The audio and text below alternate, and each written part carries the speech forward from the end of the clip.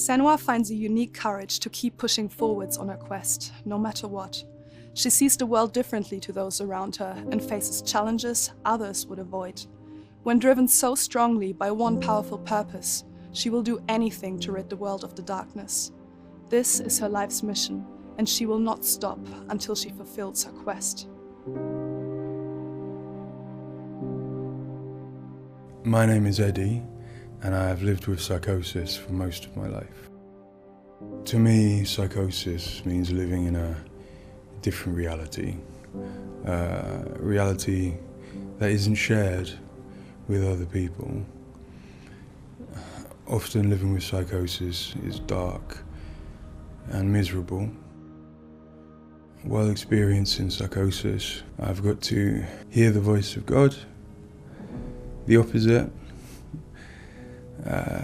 seen and spoken with angels, and been to hell itself. Recovery college and peer support really did turn my life around. I thought I would never get better, and yet here I am.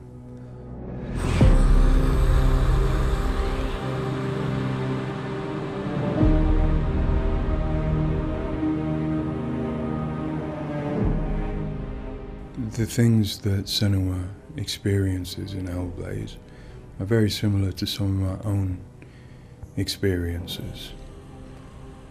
She lives in a reality that other people might find hard to understand.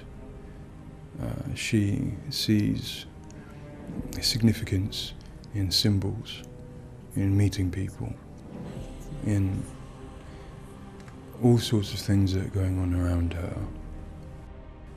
Senua is experiencing an altered state of reality which would be very hard to understand without having experienced it yourself or playing Hellblade. Lost soul who fought through hell to find us. You were lost. Not anymore. Are you ready for what you will find here? It's difficult saying that it's an illness, that it's not real. Of course, to me, it is. And of course, to Senua, it is. And that's what's driving her to do these amazing feats of courage, to overcome pain and exhaustion, to do what she knows she must. All the fear, everything I've seen, everything I've done has led me to this place. We've come so far, not far enough. Say it. You are ready. Tell them. In Senua's saga Hellblade II, we tell the second part of the story of Senua, a Celtic warrior who, like Eddie, has experiences of psychosis, seeing the world in a unique way and existing in a reality unshared by others. At a surface level, this manifests for Senua in seeing things that others don't, hearing things that others don't, and having unique beliefs about the world. My name's Paul Fletcher. I'm a psychiatrist and a professor of neuroscience at the University of Cambridge, and I've been working with the Ninja Theory team on Hellblade and other projects for several years now.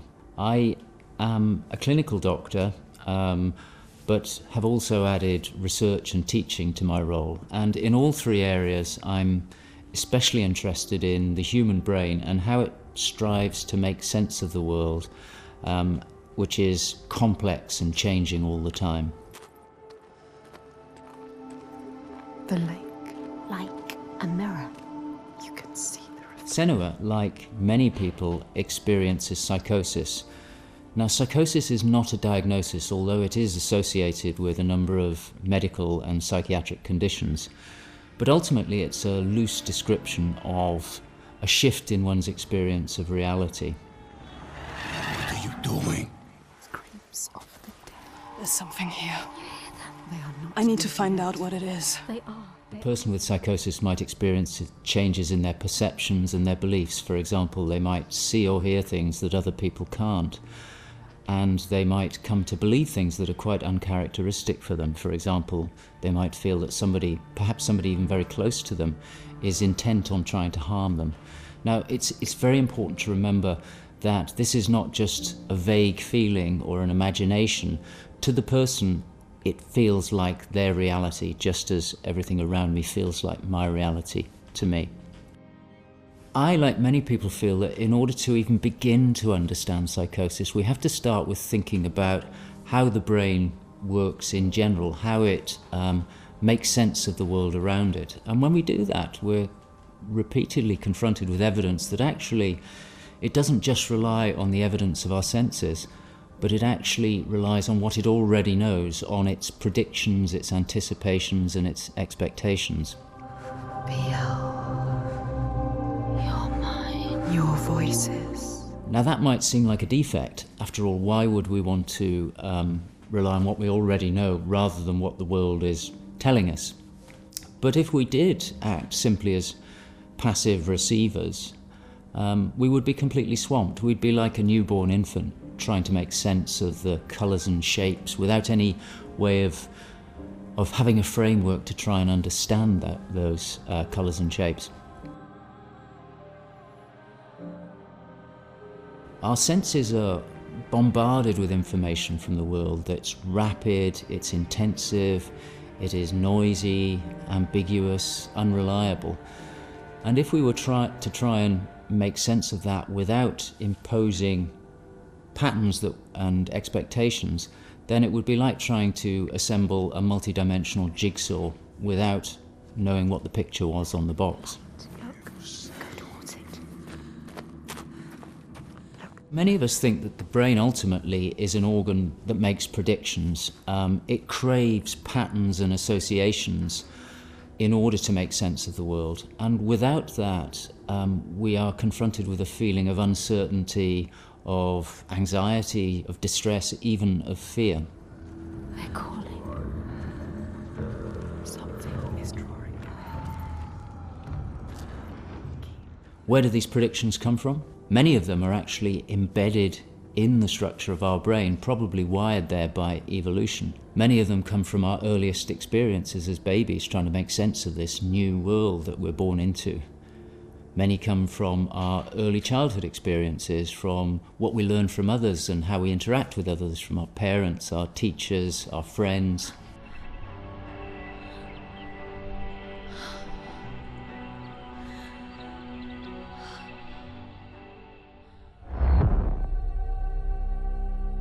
We all have a feeling that we're directly in contact with an objective reality, but it's probably the case that what we experience as our constructed model of the world is a blend of the evidence of our senses, but also what we are predicting or expecting from the world.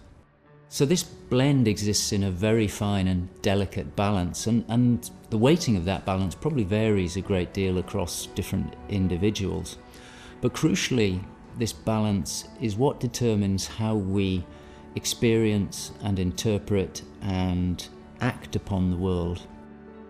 And some of them are embedded in shared experiences with others, our society, our culture, our arts, even our religions and our mythologies. So for the most part, this works very well for us and enables us to make sense of the world, but it's also, being a delicate balance, it can be shifted, and it's very easy, even under the most normal day-to-day circumstances, to deviate from objective reality. A good example of this is the hollow mask illusion. All of us are familiar with a mask. We know that it depicts a face and that the inside is hollow. But when we see the mask rotating round and we see the hollow side, there is a deeper prediction, probably embedded in our brain, that facial features tend not to be hollow, that they stick out. And this deeper prediction can override our knowledge that the mask is hollow and make us actually perceive the face as sticking out at us. Despite what we know, the deeper predictions will override this. So for me and many in my field, perceptual illusions like this, which are very common, are really interesting because they tell us something fundamentally about how the brain is making sense of reality using its predictions. But more than that, for me, it's very interesting because it begins to give us a sense of how psychosis might begin to emerge.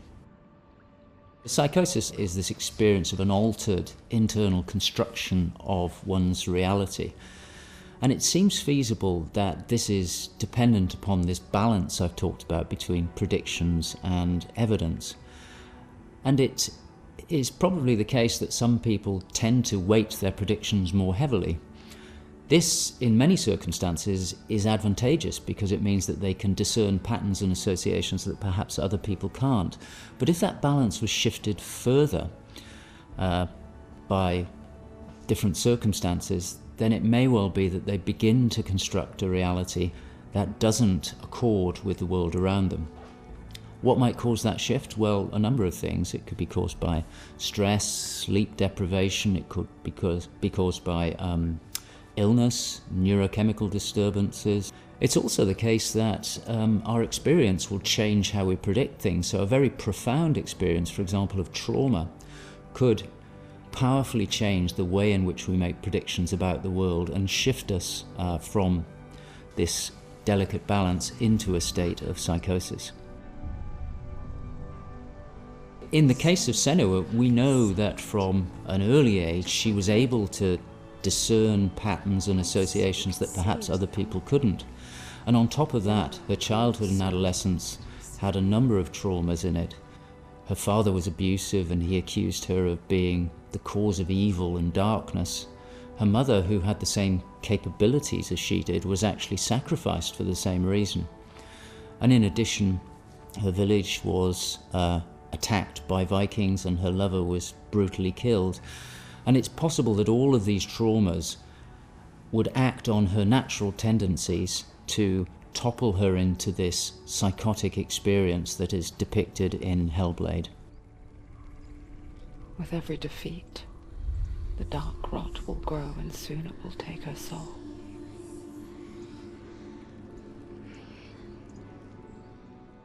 In Hellblade Senua's Sacrifice, we find Senua discovering and understanding her experiences. They're relatively new to her, and the pain and torment feels at its most acute. Having travelled to a new place, with a mind full of her trauma and truth stories of the Vikings, she embarks on a journey of coming to terms with what has happened in her life. Ultimately, rather than finding the unachievable certainty of rescuing Dillion, she achieves certainty in the realisation that Dillion is gone forever. She learns to accept his death, and in turn her experiences of psychosis. Even in darkness, the wonder and the beauty of this world never leaves us. It is always there, waiting to... In Senua's Saga, we find Senua at a different place on her physical and mental journey. Empowered with the sense that she has overcome her own darkness, she's now compelled to follow a new quest, to save her people from that same darkness. You smell their fear. He's here. Death is coming. Look at the bones. Death is coming. Look at the bones. That's going to be you. That's going to be everyone. In Sacrifice, Senua's psychosis is acute and all-consuming. She is preoccupied and absorbed by her experiences. To some extent, she is enveloped and enslaved by the darkness. She cannot ignore her voices and visions. She's totally committed to the quest within her altered reality. In Saga, there has been some resolution to this. There's no miracle recovery. She still experiences the voices and visions. She still has a changed reality. But the balance of power has shifted. She is the one who is able to be in control. She's able to resist and challenge the voices. She's able to make decisions that much more clearly reflect her own goals. I see through your lies, and I will show them how to see as I do. I will not appease your gods. I will destroy them. And in addition, in Saga, she is able to encompass the reality of others. She sees them for the constructions that they are, and she is able to interact with them. And I think that's a very powerful change and a very important area to explore. They have lost everything. In Saga, we've had the opportunity to explore the next phase of Senua's mental health journey.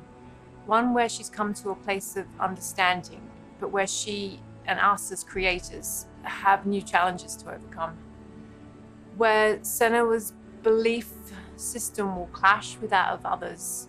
Her experiences will play out in the presence of people who don't share her perspective. And where she feels a new sense of power in being chosen for the quest, but also a new weakness, bowing underneath the weight of responsibility that sits on her shoulders. Wait.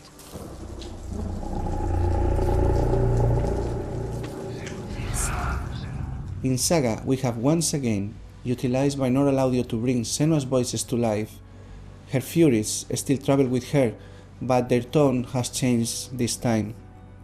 She continues to be haunted by her father, and she starts to feel the audial presence of Icelandic myth infecting her mind. That scream. That voice. Something dark, Senua. You need to go up there. Don't let them see you coming. You need to find out. Don't let the monsters find you. You can do this, Senua. To hear the world as Senua does, we spend time with people with lived experiences of psychosis, and also with Paul Fletcher. This made a strong basis of what it is to hear voices, what they say, how they sound, how they change or react to external stimulus. And this paired with all we learned from the first game, Hellblade Senua Sacrifice, led us to create Senua's own sonic version of reality. To me, it's a privilege to sit in a room to play our game, and as we progress, hear their comments, thoughts and suggestions. Each one provides a different perspective, and I find especially inspiring and humbling to hear from Eddie his own experiences. Especially, I find he has a way of putting very complex emotions, situations, in a very simple yet poetic way, and it's really inspiring for me when I'm thinking in Senua's journey. We use binaural audio to bring 3D space in the headphones. This allows to experience the voice hearing and other sounds with a physical sense. Also extremely important is the performance of the voices, and for that we have been collaborating with Helen and Abby, our Furies. They are the most prominent voices of Senua. The way we perform is important as well, allowing for freedom, movement, creative input from Helen and Abby, and also important to have with them conversation and spend time talking about the journey of our character.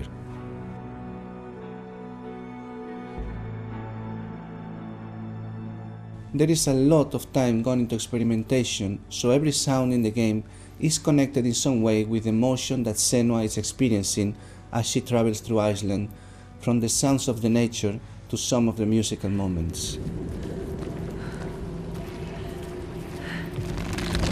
What's a sign? Beyond of its uniqueness or not, I find that for me, something extremely important is to create a connection beyond the game.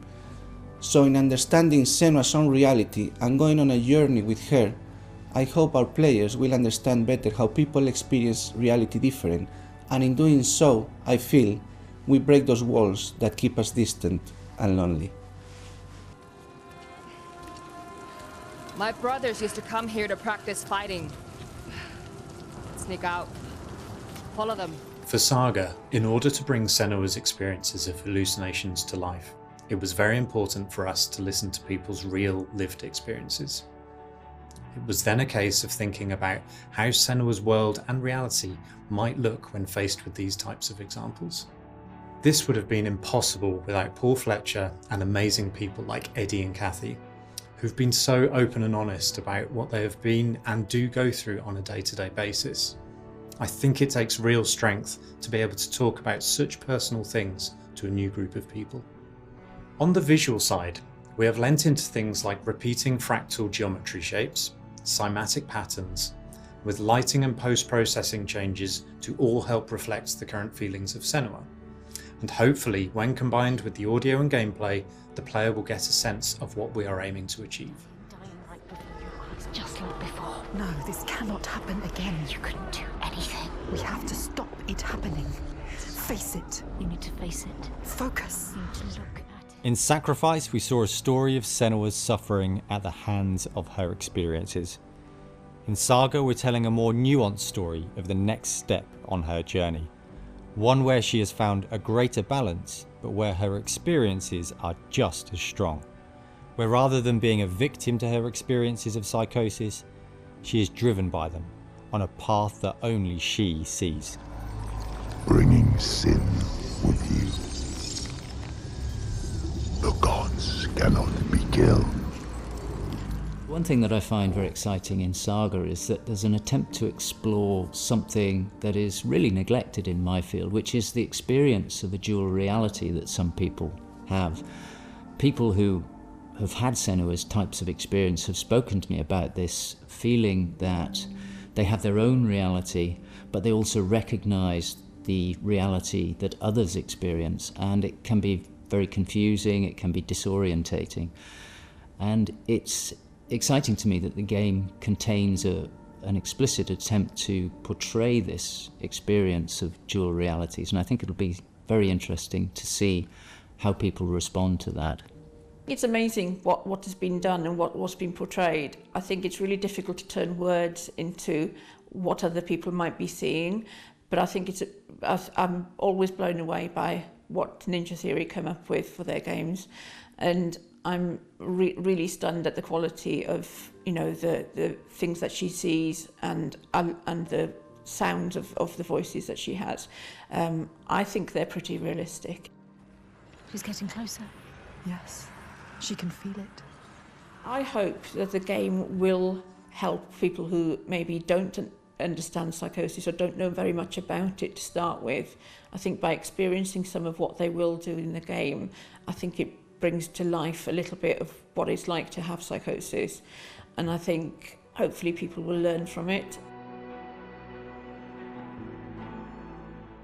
Now I'm working as a peer support worker, and what that means is that in my case, in the job that I have in my role, it means that I go to see my people, to see my peers. We talk about how things have been. The way that Hellblade has captured the experience of psychosis is nothing like I've ever seen before in terms of its realism, in terms of its fairness to people like me.